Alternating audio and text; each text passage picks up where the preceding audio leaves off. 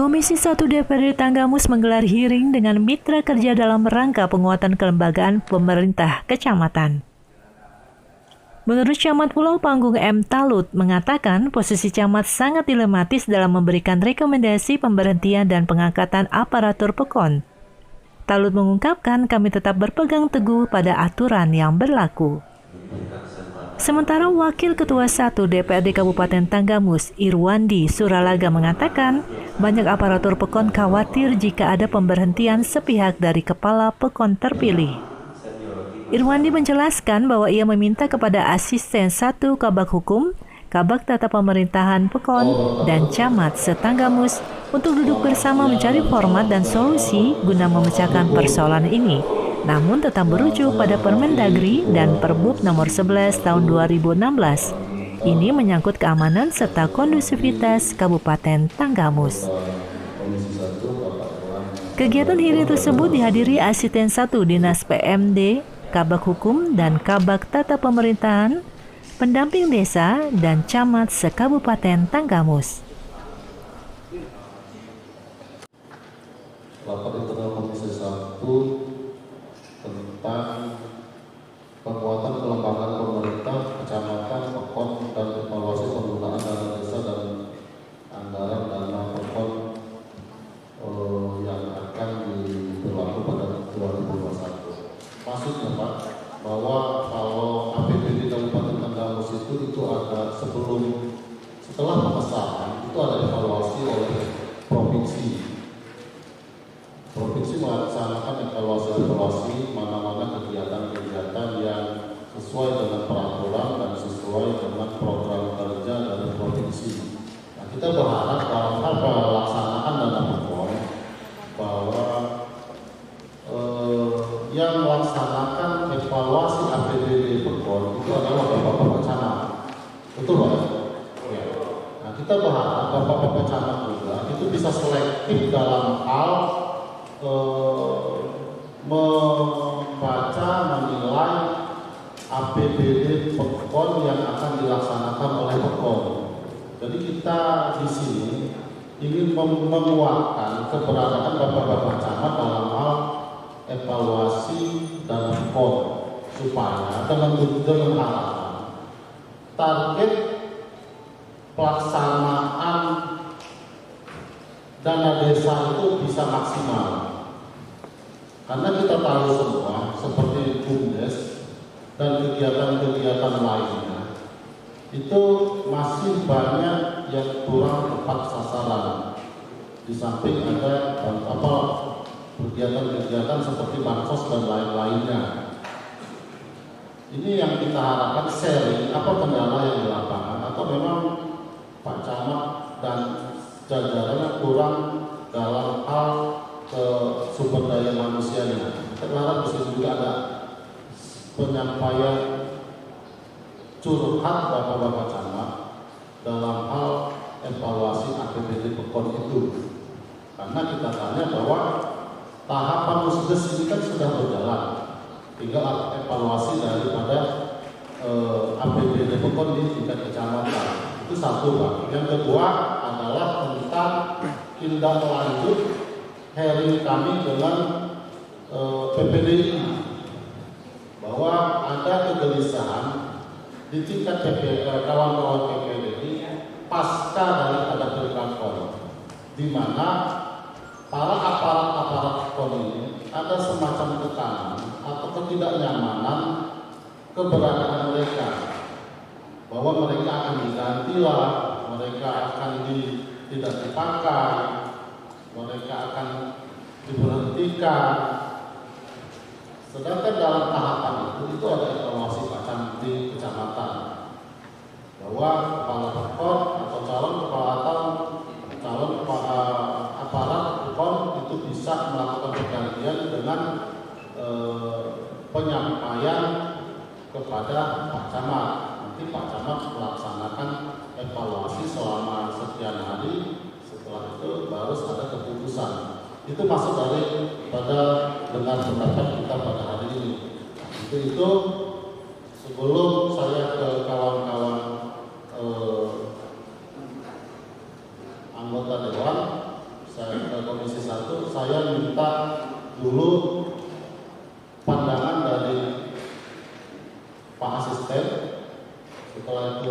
hukum, setelah itu tampang harus ada sharing dari kecamatan tentang kondisi di lapangan. Sharing bertujuan untuk koordinasi dan penguatan tugas dan fungsi camat dalam hal evaluasi APBD PEKON untuk tahun berikutnya, serta memberikan penguatan kepada Pak camat-camat seluruh Kabupaten Tenggamus bahwa pergantian ke perangkat PEKON itu ada wewenang Pak Camat, tetapi harus dilaksanakan secara objektif dan sesuai dengan peraturan serta undang-undang yang sudah ada. Nah, terkait tentang tadi yang telah disampaikan sama Ketua, terkait ada pemilihan ulang di dua kecamatan itu seperti apa itu? Saya mendapatkan informasi bahwa ada gugatan dari dua PEKON di Kecamatan Semaka yang hasil dan putusannya sudah kita dapatkan, dan kita berharap panitia Pilkakon di Kabupaten Tenggamus untuk mempelajari hasil dari putusan gugatan calon kepala PEKON yang sudah melakukan gugatan di Pengadilan Negeri Kota Agung. Apakah itu akan dilakukan pemilihan ulang lagi tuh? Nanti kita pelajari hasilnya, kita juga minta bagian hukum dan panitia Pilkakon untuk melakukan kajian-kajian terhadap putusan dari hasil gugatan tersebut. Artinya besar kemungkinan ke pemilihan ulang atau seperti apa, atau tetap berlanjut ke hukum? Nanti kita pelajari. Gitu, pelajari, kita minta bagian-bagiannya untuk mempelajari dan mengkaji hasil dari hasil putusan. Apa cuma dua PEKON itu? Karena informasi untuk saat ini kita baru dapat informasi dua PEKON. Yang ada di Kecamatan Semaka, Bang? Ya, yang ada di Kecamatan Semaka. Oke. Bapak-bapak, ini saya ingin memberikan curhatan sama itu hari ini itu adalah kita bertemu, dan pertemuan hari ini adalah muara dari beberapa masukan-masukan yang datang dan yang memang dihadirkan juga di tengah-tengah Raja Besar DPRD Kabupaten Tenggamus. Proses demokrasi yang di tingkat PEKON 220 PEKON ini kita sudah laksanakan. Kemudian dari prosesnya yang seleksinya yang seperti itu Bapak kita tahu semuanya, kemudian sampai kepada pemungutan suara, sampai kepada hasil, sampai kita dengar tadi bahwa sudah ada dua PEKON yang gugatannya dikabulkan. Ini semua mengingatkan bahwa dalam proses yang kita lalui beberapa waktu yang lalu itu memang menyisakan banyak hal yang nanti kita harus sama-sama perbaiki di dalam menghadapi tahapan Pilkakon di bulan Oktober nanti. Ini kaitannya sekaligus adalah karena ini kan kepada Pak Camat, kepada PMD, kepada PAPON, dan kepada bagian hukum, sekaligus juga teman-teman tenaga ahli. Beberapa yang harus kita perbaiki di antara nanti, karena ini kalau tidak diperbaiki nanti pun juga akan berimbas kepada teman-teman Bapak Camat yang sedang bertugas di wilayah kerja Bapak masing-masing. Itu di antaranya soal-soal kriteria, soal-soal nilai penilaian dan lain-lain. Itu menjadi PR. Itu nanti kami akan mengundang kembali TAPEL, kemudian akan mengundang lagi bagian hukum, PMD untuk kita serius membicarakan soal itu yang pertama. Kemudian yang kedua Bapak, setelah terjadi beberapa masukan, yang kedua adalah sudah 2 kali Persatuan Perangkat Desa Indonesia mengajukan ingin giring, walaupun kemudian giring yang kedua itu kemarin adalah baru isu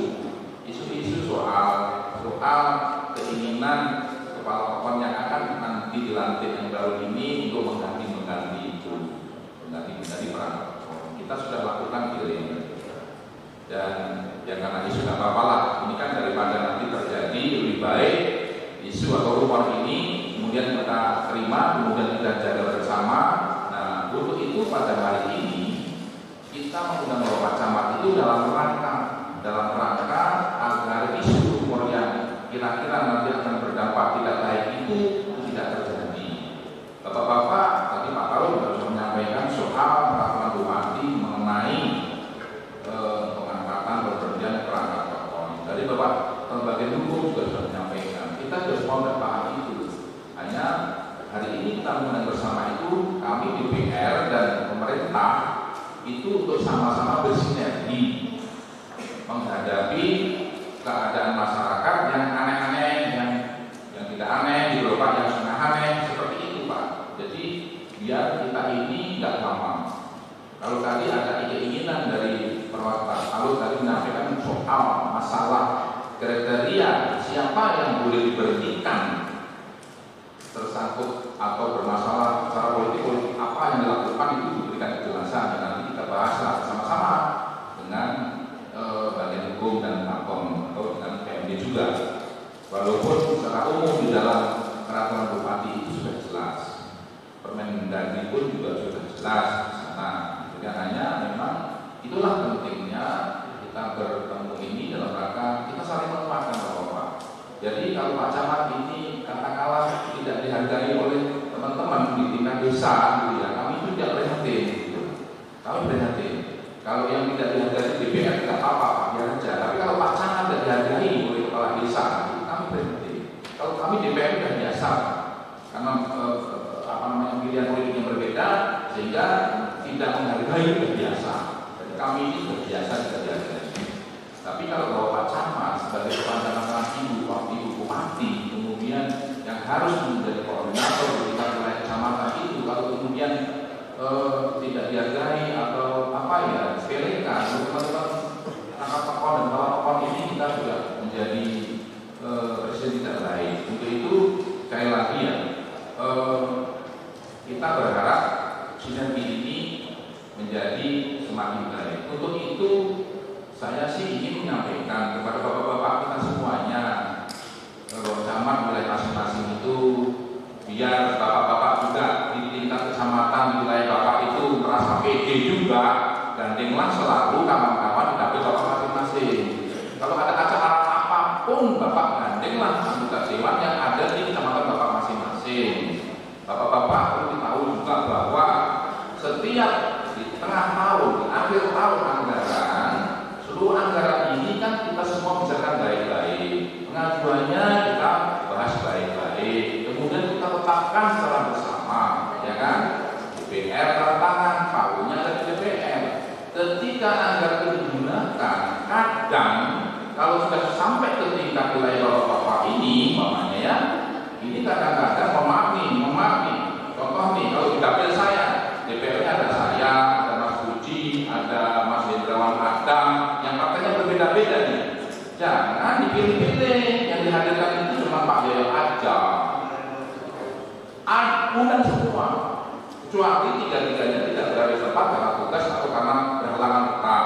Jadi ini saran saya Pak, kami ini kalau datang di sebuah acara di wilayah kecamatan ada Pak Camat, kami ini bersama-sama Pak Camat, karena Pak Camat dan DPR ini adalah mitra. Jadi kalau di depan kepala desa, di depan BHP, bapak-bapak itu merasa kurang pede atau kurang begitu dihargai, tidak apa-apa Pak, ada kita sama-sama. Itu maksudnya ini ke depan Pak. Jadi di sini ini kita bangun salah satunya di tingkat-tingkat kehadiran kita di tengah masyarakat di dalam acara-acara apapun di wilayah kita itu seperti itu. Pak. Kemudian yang terakhir soal pengawasan dana desa Pak. Kita sudah tahu semua bahwa Pak Camat juga sudah pegang tentang Permen Desa tahun 2020 nomor 13 soal prioritas penggunaan dana desa. Ya, itu tadi sudah disinggung oleh Pak Singgi dari tenaga ahli pemberdayaan masyarakat tadi soal masalah prioritas penggunaan dana desa. Dari PMD nanti juga tolong juga sampaikan kepada kita semuanya yang lebih detail gitu ya soal terus penggunaan tadi sampaikan ke pimpinan kita, memang ironis. Bapak bayangkan, ada di desa saya, seorang kepala desa membuat RKPD gitu ya, atau apalah rencana yang akan dilaksanakan di tahun 2021 ini. Ini boro-boro warga masyarakat, anggota BHP itu nggak boleh berkata. Anggota ya, kalau ketua, ya dikasih sama ketua. Apa membayangkan? Anggota BHP yang 7 itu ada 1 ketua, 1 tok yang boleh, 6 itu nggak boleh. Bapak bayangkan, itu ya. Jadi saya sebagai anggota masyarakat di desa itu 6 tahun anggaran nggak pernah kita lihat. Padahal saya sudah dulu BHP dulu sering ke rumah, dia sekarang sering ke rumah, nggak boleh. Nah, kata pimpinan tadi kita tetap suci. Jadi maksudnya gini, apa yang melatar belakangi mereka ini? Untuk itu tadi saran dari Pak Arul tadi soal abdesi, kita undang dan kita sharing soal-soal yang dalam rangka penguatan, dalam rangka apa ya, menjaga tubuh masing-masing itu nanti kita akan laksanakan. Abdesi apa yang kita undang? PPDI nanti akan kita undang lagi, seperti itu, nggak ada masalah. Jadi dalam rangka kalau masukan baik kita laksanakan. Saya pikir itu Pak. Jadi hari ini sesuai informasi yang kita terima dari inspektorat, ada 15 desa yang sedang ditangani masalahnya di inspektorat.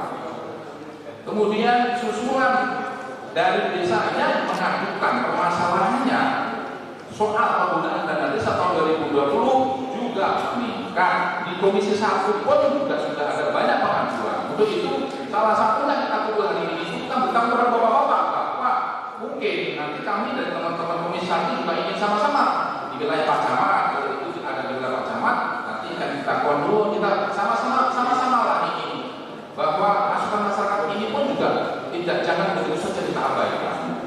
Barangkali itu ada benarnya. Kalau tidak ada benarnya, ya namanya masyarakat mengadu bisa jadi salah. Itu yang menjadi konsentrasi kita. Jadi untuk itu kami mohon izin dan berterima kasih Bapak Pak Camat tadi, antara Pak Camat dan Pak Rustam ada Pak Lalu sudah curhat dan kita dan curhat ini nanti kita semua catat dan kita carikan solusinya Pak. Kita pasangan bersama dalam rangka di tahun 2021 ini agar penggunaan dana desa dan alokasi dana desa kita itu di Kabupaten Kaus itu menjadi semakin baik. Itu aja, terima kasih. Jasa hukumnya PP 60 dan PP 43 tahun 2015. Rujukan lebih tinggi lagi Undang-Undang Nomor 6. Di situ memang dijelaskan ada kebolehan bupati atau kewenangan bupati untuk melimpahkan sebagian kewenangannya kepada camat. Terkait kewenangan yang lain, karena kita bicara fokus di dana desa, maka Perbuk itu hanya bicara pelimpahan terkait evaluasi APBDes. Mungkin saja ada perbuk yang lain mengatur tentang pelimpahan wewenang yang lainnya. Sehingga kadang-kadang kalau kita bicara konteks dana desa, kaitannya luas Pak. Karena kebijakan-kebijakan yang di bawah itu bukan hanya pembangunan, biasanya di dana desa itu turun ke bawah itu ada beberapa bidang yang harus dilakukan. Pertama, dia bidang pemerintahan. Di dalam APBDes itu dia bidang-bidang itu bergabung di dalam APBDes. Ada namanya bidang pemerintahan, ada namanya bidang pembangunan, ada namanya bidang kemasyarakatan, ada namanya pemberdayaan masyarakat. Sehingga mereka himpun di dalam APBDes itu yang sumber dananya pun bermacam-macam. Jadi kalau kita konteksnya bicara dana desa, dana desa, ya itu tadi arahnya ke banyak-banyak pembangunan.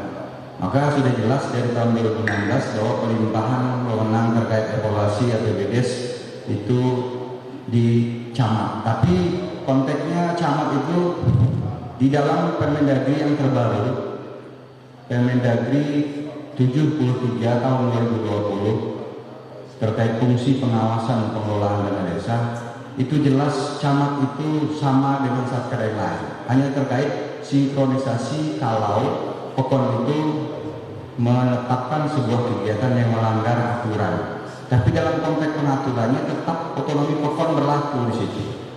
musyawarah pekon dan sebagainya itu tetap dilaksanakan. Jadinya nggak juga kalau camat itu berwenang penuh untuk mencoret anggaran yang masuk ke pekon itu tiba-tiba serta-merta dia mencoret begitu saja, nggak juga camat punya wewenang penuh seperti itu, Pak Pimpinan. Jadi harus dilihat dulu kalau memang itu melanggar aturan dan tidak ada masuk di dalam. Kadang-kadang prioritas dana desa yang disebutkan di awal tadi Permendes 13 2020 terkait untuk prioritas 21, tidak semua pekon membutuhkan prioritas yang ada di situ. Ya contoh seperti kita terdiri dari daerah laut, pegunungan. Jadi tidak semua sama. Ada yang seperti disampaikan Pak Buyung tadi, katanya BUMDes fiktif. Mungkin saja dia memenuhi unsur itu sehingga dia memaksakan diri untuk dibentuk BUMDes. Nah ini yang harus kita ini Pak. Kalau saya terkait itu evaluasi itu, tapi persoalan yang disampaikan dari awal tadi saya dengar sampai akhir, sebetulnya kalau saya dana desa ini tinggal integritas masing-masing Pak. Kita kalau aturan kami di 2021 ini Pak sudah 6 perbuk yang sudah alhamdulillah PMD sudah selesaikan dan sudah ditandatangani Ibu Bupati kemarin selesai. Jadi regulasi itu kemudian kami akan merubah perbuk pembinaan dan pengawasan dana desa. Kami akan melakukan perubahan terhadap perbuk pengelolaan dana desa. Kalau secara regulasi sudah luar biasa kami sini Pak. Cuma kalau menurut saya kembalikan ke integritas masing-masing kepala pekon maupun pelaku-pelaku di bawah itu. Apapun regulasinya, kalau memang mereka nggak punya integritas untuk lebih baik, saya rasa susah Pak. Maka sudah banyak kan Pak. Ini nggak ada yang ditutup-tutupi, sudah disampaikan Pak Singgi tadi ada 6 pekon yang bermasalah terkait BLT sedang ditangani kejaksaan dan kepolisian. Ada juga pekon yang bermasalah terkait pembangunannya, bahkan sekarang ada yang buron kejaksaan. Banyak masalahnya yang memang begitu dinamikanya, karena memang kita buat aturan kemudian mereka melaksanakan, kita nggak tahu di bawah. Kalau dari PMD sendiri sampai hari ini alhamdulillah karena kita 220 pekon yang melakukan pilkada serentak kemarin, baru 7 pekon di Tenggamus ini menyampaikan anggaran pendapatan belanja pekonnya ke Bupati melalui PMD. Itu pun rata-rata PJ. Maka sampai detik ini Tanggamus belum menyalurkan dana desa untuk tahun 2021, beda dengan kabupaten yang lain. Karena kita perlu saya curhat juga ini, kami ada perasa khawatir ketika nanti itu terjadi, ini runyamnya lebih besar lagi daripada pergantian perangkat kayaknya. Ini masalah duit kan beda, udah urusan duit ini. Maka laporan realisasi, tapi kebetulan ada Pak Camat di sini, saya sekalian sebetulnya forum internal tapi sekalian aja tolong kepada Pak Camat atas izin Pak PLT Kadis, tolong kepada Pak Camat untuk mendorong PJ segera menyampaikan laporan realisasi dana yang sudah digunakan di 2020 sebelum pelantikan kepala pekon yang baru. Karena itu bakal jadi bumerang yang luar biasa ketika mereka tidak menyampaikan laporan itu. Kami per hari ini turunkan surat ke Pak Sekda, tapi belum ditandatangani untuk camat agar mendorong PJ menyampaikan laporan itu paling lambat tanggal 8 Februari. Sekarang tanggal 2. Nanti 1 minggu lagi mereka harus segera menyampaikan laporan itu, karena itu nanti kaitannya berimbasnya akan dipotong dananya yang di tahap kedua untuk kepala pekon yang baru nanti. Maka ini bukan sanksinya jelas itu Pak. Jadi kalau nanti jangan sampai katanya nggak ada informasi dari Pemda lagi. Nah, ini yang agak itu. Maka itu saya rasa Pak jelas, cuma persoalannya seperti sudah dibabarkan dari awal, banyak faktor yang menyebabkan itu.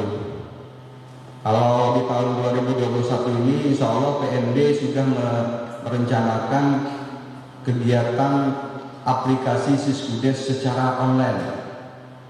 Anggarannya ada di Kominfo, bukan di PMD. Jadi Kominfo mohon untuk pokok-pokok badan anggaran untuk kalau ada refocusing, tolong jangan dikenal refocusing yang ada di Kominfo terkait aplikasi Siskudes, karena itu sangat penting ketika Pekon menyampaikan laporan, dia bisa langsung kalau online, bisa kebaca apakah laporan itu dibuat-buat atau laporan itu. Kalau sekarang kan kami kita pakai Siskudes tapi offline.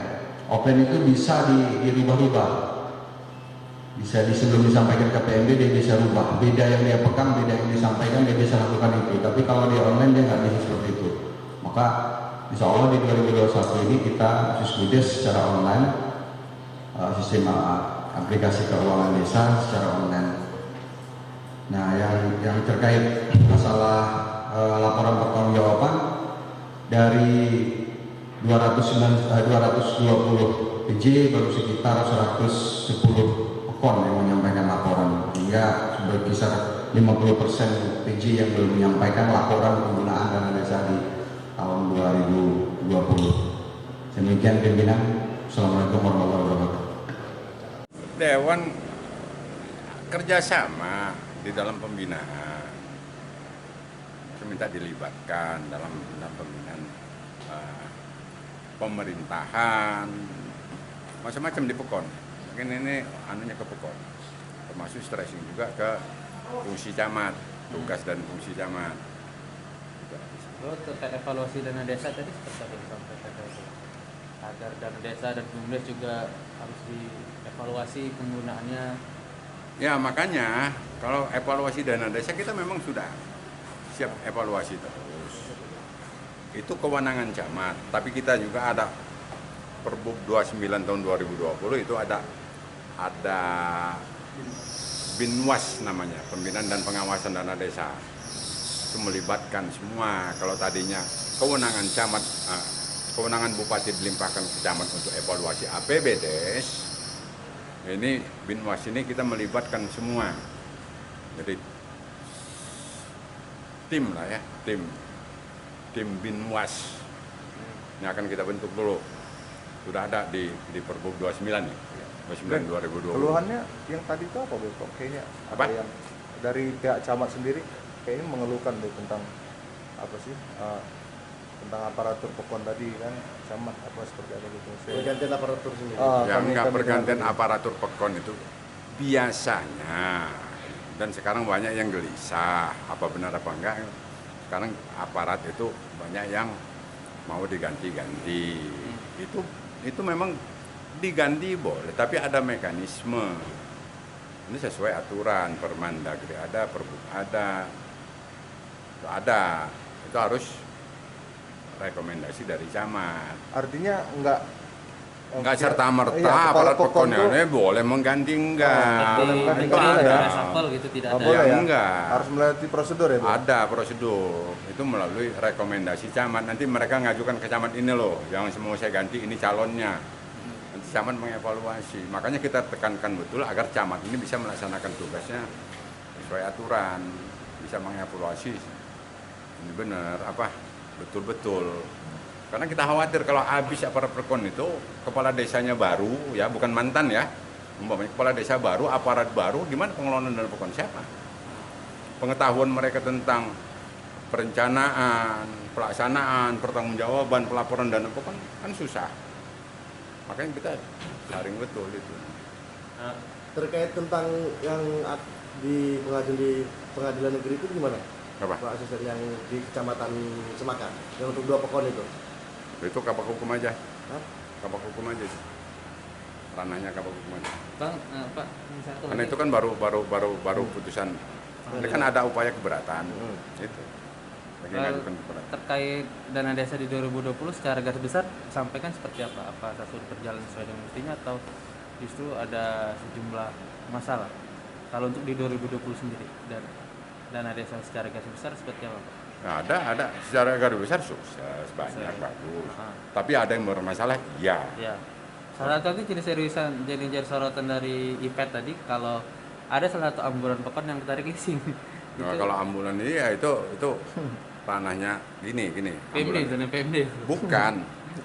Saya belum tahu persis masalahnya apa. Kalau memang itu sudah dianggarkan tapi nggak disetorkan oleh PJ Kakomnya, ya salah memang. Makanya saya nggak tahu. Siap diproses berarti PJ itu. Lah Kalau iya memang berarti kan duitnya dimakan atau digelapkan atau disimpankan. Jadi saya juga belum tahu masalahnya itu ditariknya kenapa? Karena nggak lunas yang pasti kan?